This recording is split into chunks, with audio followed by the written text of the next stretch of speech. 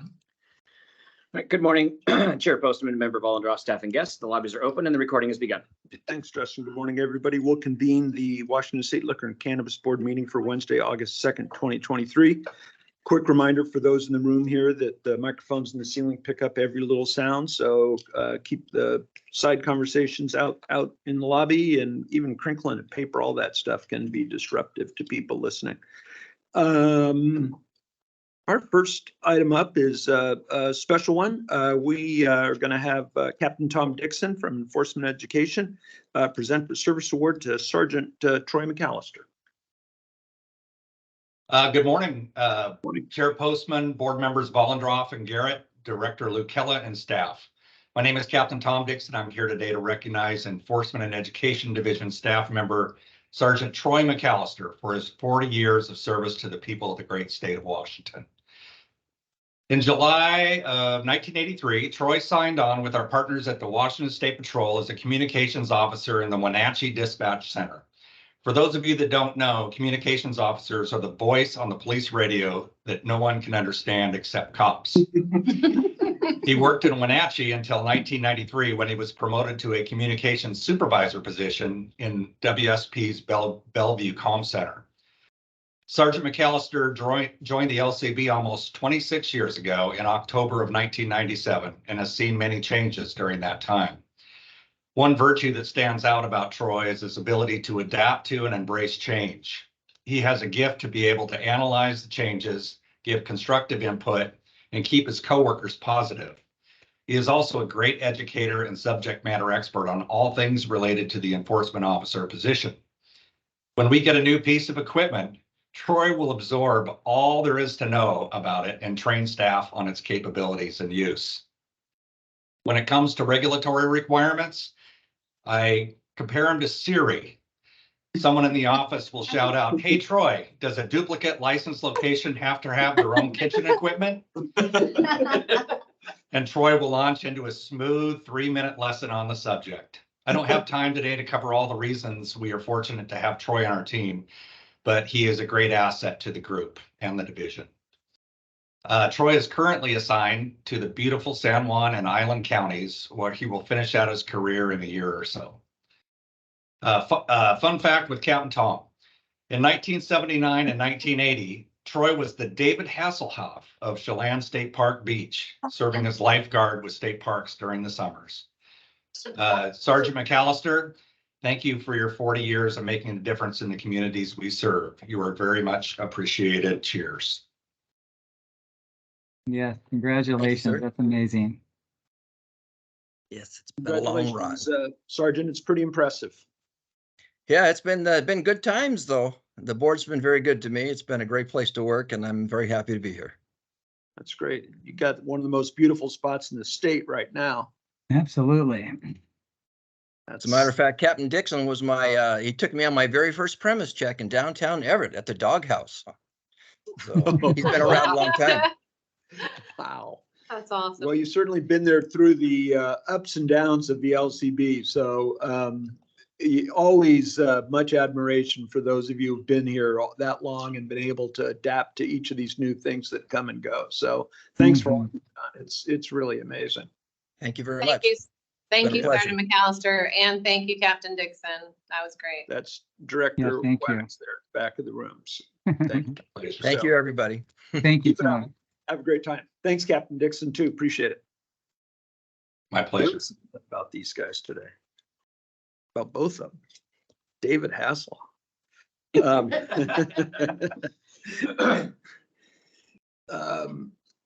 Okay, to rules. Rulemaking timelines, an overview of what's happening in all our industries, and I'll turn it over to Cassidy West, our Policy and Rules Manager. Good morning, Ms. West. Good morning, Chair Postman, Board Member Vollendraw, and members of the public. I'll start with some cannabis updates. The implementation of 5367 is still on track, with comments being accepted until August 7th at 11:59 p.m. For cannabis sampling, we had the survey for licensees close on July 30th, and due to the overwhelming response rate, It's taking a little longer to go through all of those responses and make sure we're capturing everything. So instead of the CR 102 being presented in September, we tentatively plan to bring the CR 102 for sampling and 5367 on October 25th. For liquor updates, the public hearing for private club memberships will be held on August 16th, and Daniel will be presenting the CR 103 to the board on August 30th. We are accepting public comments on the combined 5448 Mass 13 rule project until August 21st. And Daniel tentatively plans to bring the CR 102 to the board on September 13th, with a public hearing to be held in October. This morning, Daniel will be presenting the CR 102 for the implementation of the 2023 liquor legislation and has some updates on that timeline. Thank you, and I'll pass it to Daniel unless there are any questions. Nope, seeing none. No Thank you. question. All right, great, thanks. Okay, Mr. Jacobs. Thanks. And thanks, Cassidy, for that introduction. Good morning, Chair Postman, Member Vollendroff, and members of the public. This morning, I'm presenting the CR 102 rule proposal on the 2023 liquor legislation implementation and requesting approval. If approved today, I'm anticipating holding the public hearing during the September 13th board meeting and having public comment open on the rules until that hearing, and presenting the CR 103 during the September 27th board meeting, which would have the rules in effect by October 27th, just in time for Halloween. No new rules are being proposed at this time. We're only proposing amendments to 2 existing rules, and these are merely technical changes to make the rule language consistent with the new law. And of the 3 pieces of legislation that this project encompasses, these rule changes really only relate to one of those pieces of legislation. I went over some of this yesterday during caucus, but I'm just going to go over it again. This project started with approval of the CR 101 on May 24th, and it covered House Bills 1730, engrossed substitute House Bill 1731, and House Bill 1772. Again, 1730 expands the types of jobs that 18 to 20-year-olds can perform in establishments that sell alcohol, now allowing these folks to work in back-of-the-house roles where they don't have interaction with patrons or alcohol. 1731 creates a new permit for owners, operators of short-term rental units, think Airbnb and Vrbo, and allows these folks to give a free bottle of wine per rental as long as certain conditions are met. And 1772 prohibits the manufacture or sale of products combining alcohol and cannabis. The CR 101 was filed, like I mentioned, on May 24th. We had public comment open till June 26th, but we didn't receive any. During internal collaborative stakeholdering, it was determined that only 1731, which is the Airbnb permit law, requires any rulemaking. And that's because 1731 not only creates a permit, it also allows these permit holders to obtain wine directly from wine distributors. And as such, it also changed the statutory definition of wine distributors to specifically allow these folks, the wine distributors, to sell wine directly to the Airbnb permit holders. As such, our 2 regulations on wine distributors, or our 2 main ones, which for anyone interested are WAC 314-24-180 and 314-24-190, those 2 rules need to be changed to reflect what I just said, which is that now wine distributors can sell wine directly to these permit holders. The rules team looked at the language of the other 2 bills, 1730 and 72, which relate to the 18 to 20-year-olds in back of the house and the prohibition on combining alcohol and cannabis. And we determined that the new law language is pretty specific, and so additional rulemaking on those topics isn't needed at this time. These rule changes were circulated publicly via Gov delivery message that was sent July 3rd, and we gave 2 weeks for public comment. So we had public comment open till July 17th. We only received 1 public comment on these rules.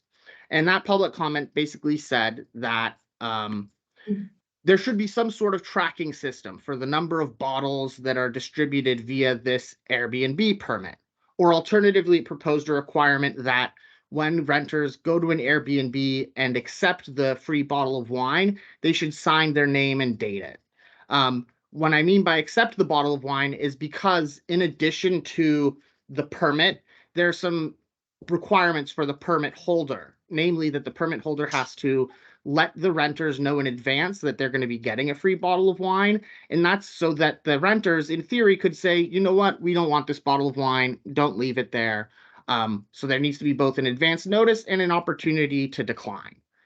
While wine distributors already are required to track who they sell bottles to, LCB historically doesn't require this of retailers. And so, like I mentioned, because these new permit holders can get wine directly from distributors, if they do so, we're already going to have records of that on the wine distributor end.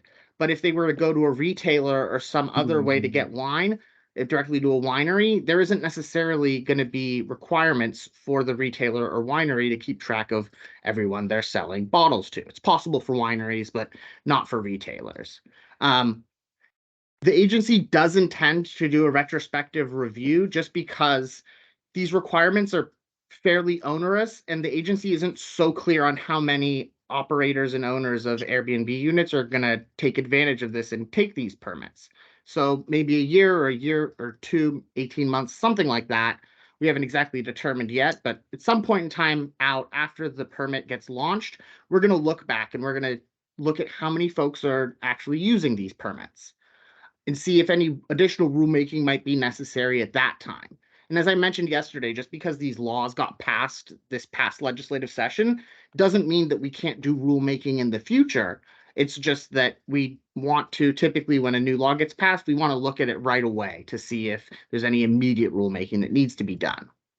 Regarding the proposal on the log of names and dates, we didn't adopt that into the rule. And that was for several different reasons, one of which is privacy concerns. It's not so clear that if we were to require such a log and require that log to be submitted to the LCB, it's not clear we'd be able to protect that from public disclosure if there were a public disclosure request. Additionally, the agency different divisions weren't so clear on what they would actually do with this. We don't know if enforcement would be using this or following up on it. That doesn't seem like something that would be very likely. And so because of that, we're not clear that this is really within the spirit and intent of the legislation. And so that proposal hasn't been accepted into rule. As I mentioned during the 101 presentation back in May, 1731 does say that someone needs to be physically present to verify the identification. While it doesn't say physically, it does say they need to be present, which implies that they need to be there. So while we considered some rulemaking on this topic, similar to the other two laws, we determined that this is pretty specific language and it's pretty clear, and any additional rulemaking might just make things less clear rather than more so. As such, I'm requesting approval of the CR 102 this morning for the 2023 Liquor Legislation Implementation Project. Thank you for your time, and I'm happy to answer any questions. Thank you for the. I have one. I just want to make sure. I think I got this now, and I appreciate the detailed briefing. So, the bill itself. I'm talking about the short-term rental piece. The bill itself has a lot in it, but when you looked at it, the only part that you think is going to require rulemaking is the distributor piece. So we have these references that we're going to put into 314, 24, 180, and 190 that reference the annual special permit for short-term rentals. So the language in the bill is clear enough on what that permit is. We don't need rulemaking to create the permit. Do I understand that right? Yeah, and that's a great question. So some permits we have done rulemaking on because the legislature will create permits, and sometimes they've left questions as to some of the details of it. For example, they'll be like, well, there's nothing that says how much the permit costs or how it should be issued. But the legislature, the bill language is a pretty lengthy paragraph. It gives pretty extensive detail. It even actually tells us how to define the terms like short-term rental operator. It points us to a different statute that's actually just separately regulates these things. I think it might be from Department of Revenue or some other state agency. But when we looked at our rules, really I had initially started drafting a rule on it, but all I could come up with was just repeating the statutory language, and that doesn't really do anything to help. I don't need to just cut and paste RCW into a WAC and create a new WAC. I just didn't have anything really else to add, and I circulated internally, and No one else did either. It's pretty detailed. We can't change the fee on it as the years go on. If it turns out that, a lot more folks take advantage of this permit than expected, it's not like we have the authority to increase the cost of the permit. It's laid out in statute. It's $75 for anyone who's interested.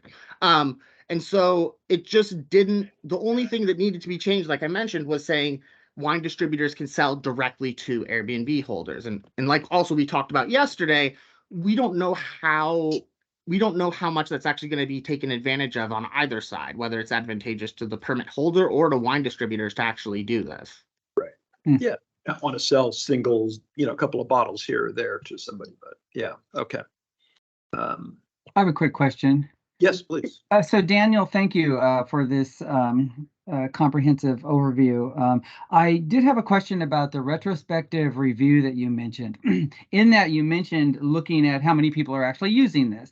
What else might we look at? And are there things that we should be considering now that we want to either be keeping track of or having people keep track of that might also be included? I'm hoping that the retrospective review is more than just how many people are actually using this, and just wondering if there's been any thought behind that. Sure. So, I think, for example, in light of the public comment, I think we'll probably look at and see if there have been any enforcement issues. It's just one of those things where we could talk about how theoretically X, Y, and Z might be an issue in the future. Or, for example, if suddenly there's an increase in enforcement calls, or if suddenly we get public comment over the next year and a half that it's like, hey, folks are, I don't mean to laugh, but it's like, I don't know, if suddenly public intoxication related to these free bottles of wine becomes an issue, if suddenly stakeholders are reaching out to us concerned about it, or alternatively, if we start getting questions to customer service from permit holders who say, hey, I have this specific question. Am I allowed to do X, Y, and Z? The statute isn't clear on it. If there's some question that sort of we are like, hey, we've actually gotten this question 3 or 4 times over the last year and a half, maybe we should clarify it. We'll look at the number of permit holders. I think we'll probably also look at wine distributors, and we'll do an audit of those and see if, hey, actually, it turns out we thought that wine distributors and permit holders weren't going to take advantage of it, but it turns out maybe there's, it may be actually Airbnbs near wineries, though. It turns out they actually have been taking advantage of that a lot. In the near our wine growing regions, a bunch of Airbnbs in Woodinville suddenly, that there's an intake in sales. But right off the bat, I think the sort of the first question we had was when we looked at it, we were just like, this is a lot of sort of statutory requirements. We don't even know how many people are going to take advantage of it. And so that was sort of the threshold inquiry, because if not a lot of folks even get this permit, then whatever other questions sort of follow will reflect whether or not rulemaking is an efficient use of resources. But if it's like, what, we underestimated this and we were wrong, this is actually a very popular permit, that might, sort of propose, that might initiate us to sort of say, what, actually, maybe we should be a little bit more detailed on the rulemaking. Right. Thank you.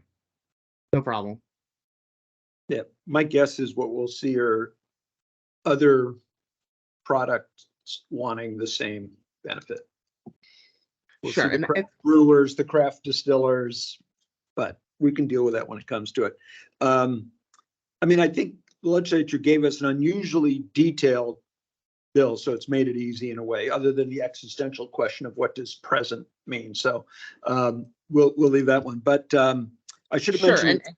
Oh, sorry. Go ahead.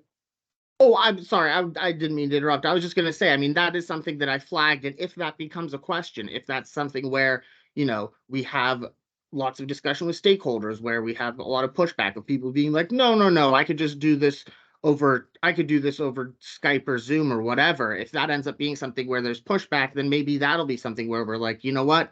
We thought it was clear, but I guess we're going to have to do rulemaking. And that might be something that might lead to some discussion back and forth.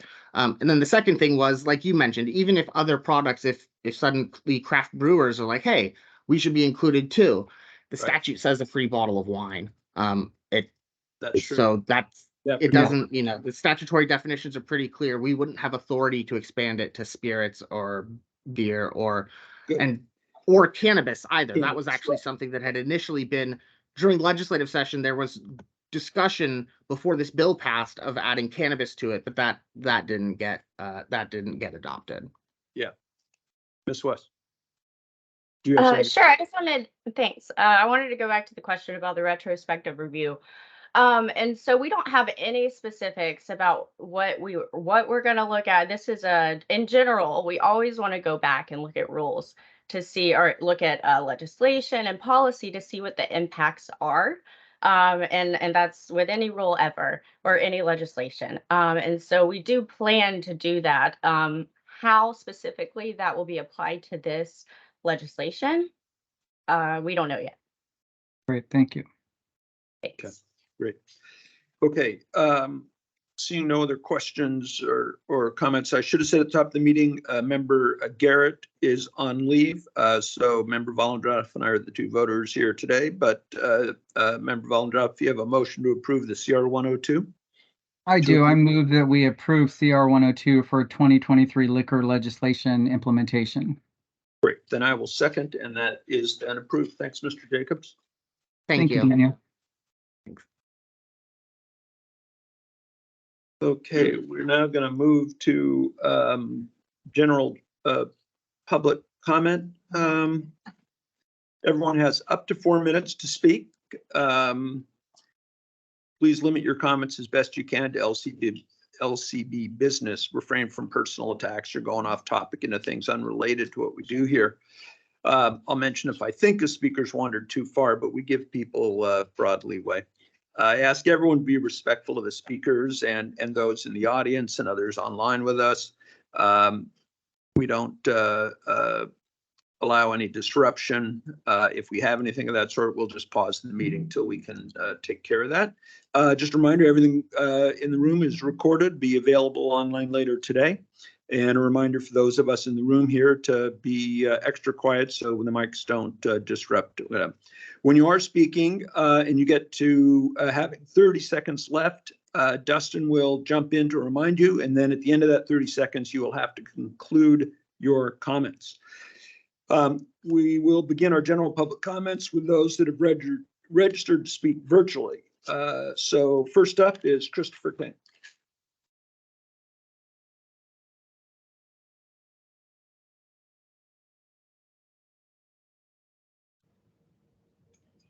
Great afternoon. Are you there? Yes, sir. Terrific. I just wanted to address like a communication like delta that we've been having over the years, I guess, since I've started addressing the board. And it seems to me that I've been accused of attacking people and all this and that. You know, sometimes, you know, you've said that I've attacked board member Garrett, for example, and some of your black sycophants who come before the board. They say that I'm attacking Ollie Garrett by asking simply what happened to the letter that Kevin Shelton and Ben Shelton sent her at the behest of Nate Miles. So that's not attacking anyone. That's asking what happened to a public document. That's all. So I don't get where people are saying that I'm attacking them. That's not really an apt judgment, period. And let's turn to the incoming director, Lucella.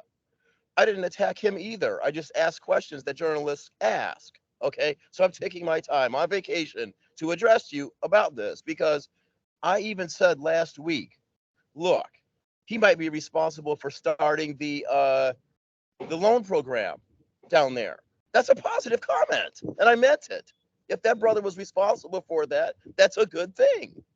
I'm just not sure. So what I did was I took the liberty, as you may know, of asking for concrete items from you. I put that in a public records request, and I was told by the public relations wonk that's working this particular file that they're now going to give me the interview notes and some of the positive accomplishments that led to his decision, to the decision to hire him as a director. That's all I want. You know, so I'm not going to have somebody saying that I'm condemning him or any of that. I don't know the guy yet. I don't know his record yet. I'm not condemning him. I'm just asking legitimate questions, which I do as a trained professional journalist and as a citizen. Right. Do I need to recap? I edited a statewide newspaper, the Cincinnati edition of a black-owned newspaper. I wrote for the Indianapolis Star. Okay, I mean, and I've freelanced all over the place for years and still do. So anyway, and in the line of journalism, when I finish this, next few days, I'm going to leave here and go over to the mainland, to Boston, and I'm going to hang out with Ann Cottinelli, another journalist that's working on the podcast that you are familiar with as well. I think she interviewed some of you for that podcast. So we're going to meet face to face with another of my journalist partners and talk about stuff that we're going to talk about.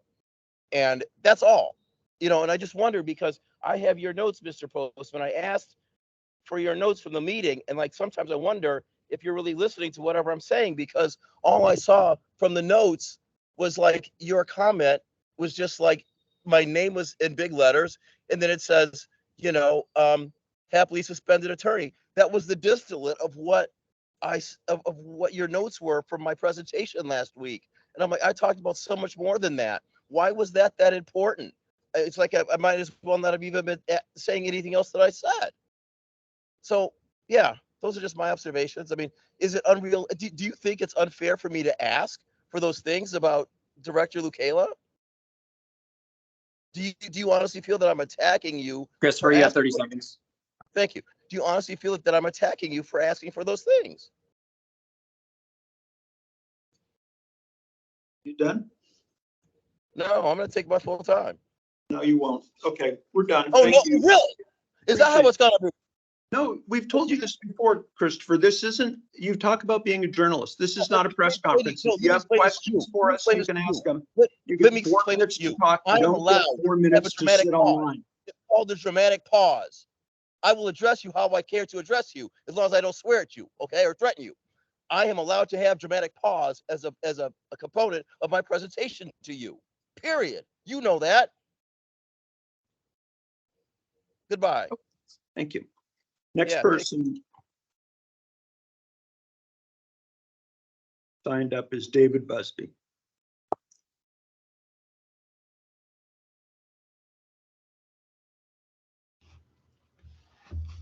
Can you hear me okay? Sure can. Good morning. Cool, thanks. Good morning, y'all. Do you guys know how much an RFID tag weighs? Rhetorical question, though. Some of those RFID tags are down like 1.5 grams. Some of them are over 10 grams per tag. We've observed a bunch of those in the industry that sit between like 3 to 5 grams per tag. This is about the plant tag. You know, the tags are also necessary on packages in other states. Those are generally on the lighter side, like the 1.5 gram tag. Anyhow, do you know how many plants you've recorded in CCRS since the beginning? From the FOIA dump, there's 11 million plants in there. So that means 11 million tags. That means 33 million grams of tags. That's 33,000 kilograms. That's 33 metric tons. That's like 36 US tons. And of course, there's like 22 million inventory items in the system. So there's additional material weight right there, but you have like twice as much inventory tags as you do plant tags, and the inventory tags are half the weight of these plant tags. So that's still from the plants, 36 US tons, from the inventory, 36 US tons of single-use RFID tags would have had to have been consumed by CCRS since its beginning. You know, not to mention the fact that these tags going from the market rates in other states, 40 cents on the plant tag, 25 cents on the package tag, 11 million plant tags is $4.4 million for, you know, the single source monopoly provider of those tags in states where that system is in place. That's a fairly significant amount of money. And just to toot my own horn, you know, since like 2014, we've been advocating for things like QR codes because they are extensible in ways that RFID is not. They are simpler. They work with existing, already wide uses hardware, like it's possible from your mobile phone that you already have.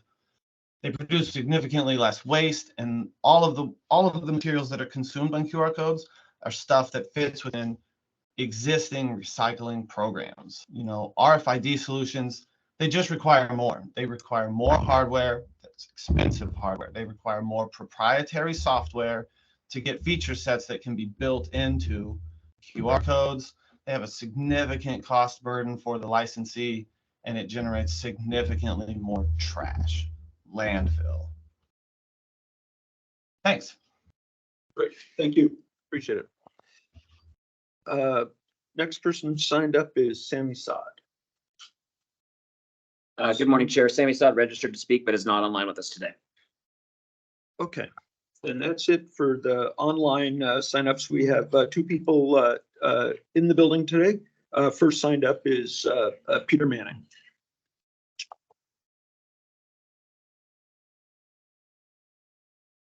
Good morning, Board Chair Postman and Ballandroff. My name is Peter Manning with Black Excellence Cannabis. We are satisfied. We like the way the social equity program is currently moving. We think Ponder is an excellent organization that is moving in the right direction. They've demonstrated through our communication with various people that have applied and dealt with Ponder through the application process. Ponder is very respectful. They're diligent. We have complete confidence that they are the organization that should, in the future, lead any social equity program application process. We believe that wholeheartedly. Second of all, we do want to recognize that the board is making, under the leadership of Mr. Postman, they're doing a phenomenal job as far as making sure that Black and brown people get equity in the cannabis industry. We recognize that. We know Mr. Postman and the board has more than just social equity to do, and we appreciate their time that they are taking to correct this wrong that was inflicted upon the Black and brown community as well. And once again, we'll say again that the Ponder Diversity Group, we truly believe, after communicating with stakeholders, communicating with people that apply for the application process, that they are sincere in their duties. Thank you very much. Thank you. Mike Stein.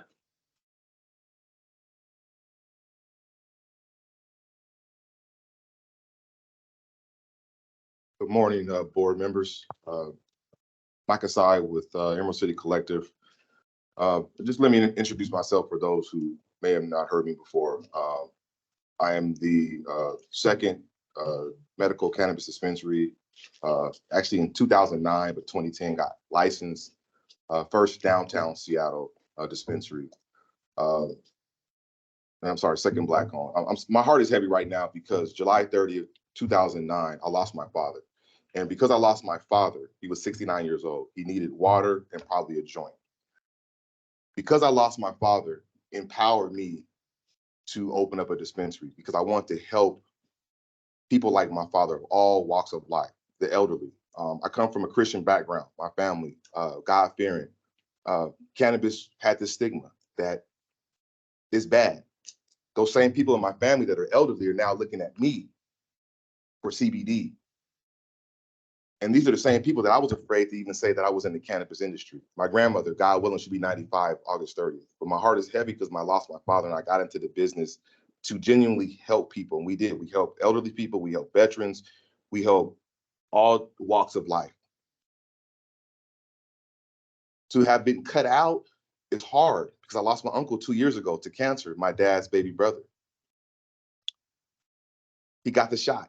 His cancer came back. It's a whole nother story. I wish I could have helped. My son's in prison right now. Financially, I'm broke, but I have a huge spirit because we collaborated with the LCB with Senate Bill 5080. Peter Manning collaborated with the LCB prior to me coming along for 2870. And that's where we are now with 2870 with the social equity. And, you know, I was part of the task force. And as I said before, you know, there's a lot of manipulation with the task force. Peter Manning is a pioneer like myself, and that's one of the main reasons why we got 2870. The verbiage got taken out to prioritize pioneers. We know LCB has looked at that. We think this rubric is better than initially what it was, but we think going forward it could be better. The pioneers have to be at top of the list, and that's just if you want to make a correction, you have to go back to where the problem occurred. And I'm just saying that, I got into a car accident last October. You know, I could have died, ladies and gentlemen, right? Okay. And then what would I have been able to leave for my son and my family? It's upsetting to know that you have current white retailers, okay, that didn't qualify, but yet they got licensed and they have 5 plus, or they have 3 to 5 locations. And it's very upsetting driving by those places, knowing that they didn't qualify and they made millions of dollars within the Black and brown community. I know truly what I would do. When I had my dispensary, I help the youth. I help programs. I know exactly what I will be doing with my funds. And you just don't have that going on within the community where, you know, Sean Kemp's cannabis. Sean Kemp is Black, but he owns 5%. Those owners should come out with a statement. They have not yet come out with a statement apologizing for the statement that they made, as he was. Mike, you have 30 seconds. Thank you. The first Black dispensary, and he's not. I echo what Peter said. We have full confidence in Ponder. This is the first time around for everybody with this. There's been some hiccups, but they've been very professional. And, you know, we don't want to see anybody being attacked based off kind of like the first time around. It's all new for everybody. But, you know, we're getting closer to the finish line and we will see. But right now, we do support Ponder. We do support the LCB. We support you, Chair Postman, because we truly believe that you've been doing Mike, the that's right your time. thing, Please conclude your trying thoughts. to make everything right. And so, thank you. Appreciate that. Thank you. Thanks, everybody, for your comments today. That takes us to the end of our agenda today. So we'll adjourn the board meeting. We'll be back next Tuesday, most likely, for a caucus. Yeah, for sure. For sure. Okay. So yes, 10 o'clock Tuesday. We'll see you back then. And we are adjourned. Everybody have a great day. Thank you.